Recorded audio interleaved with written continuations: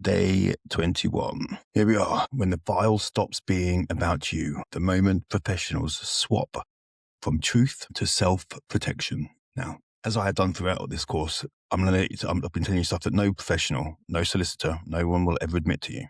But there is a moment, and this course, this session is no different. What's never telling this part about this one is there is a moment, and there is a moment in every case when it stops being about the child and it stops being about the truth, and it quietly becomes about protecting the professionals involved, not because they're evil, but because they're human.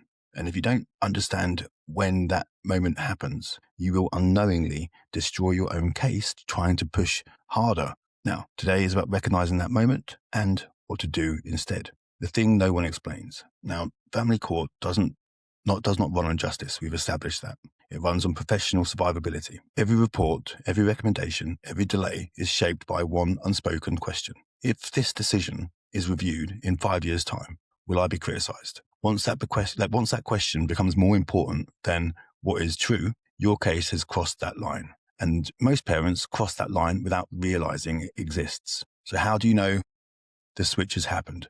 Here's how the professionals know and how you're supposed to not notice. Kafkas stops asking exploratory questions and starts summarizing. Reports become vague, repetitive, and heavy on balance. Concerns are acknowledged but not acted upon. Delay is framed as necessary or complex or proportionate, and you're told to wait for the next hearing. Just wait. And without explanation, you're not told nothing. And that is not drift, that is containment. The system has decided that changing direction now creates more risk than staying wrong.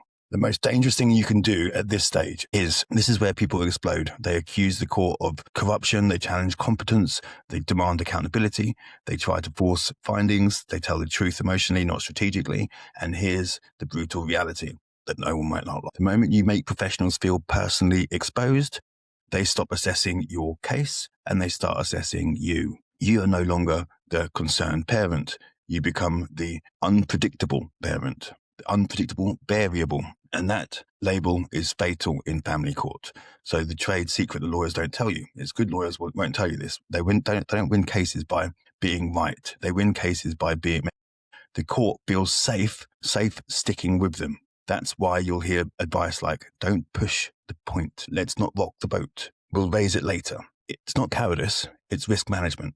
And now you know why. What's the power actually like at day 21? So power at this stage is not confrontation. Power is becoming unattackable. You do this by speaking the court's language, not yours, referencing professional standards instead of emotions, aligning yourself with safeguarding process, not outcomes, asking questions that expose gaps without accusation, staying so measured that removing you would look unreasonable. You don't challenge the system head on. You make it uncomfortable to ignore you and ignore what you're saying. The insight that changes everything. Here's the part most people never realize. Family court is terrified of appeals, complaints, and hindsight, but it's even more terrified of looking reckless. If you present as calm, structured, child-focused, consistent, procedurally literate, then any decision that excludes you must be justified carefully.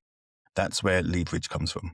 Not shouting, not proving innocence, not exposing lies, but forcing the system to explain itself. Today's practice task. This is surgical, so do this privately. So identify which professionals would be criticized if the case direction changed now. Ask yourself, what behavior from me makes that current position easiest to defend? Then ask, what behavior would force them to write more carefully? That's your target.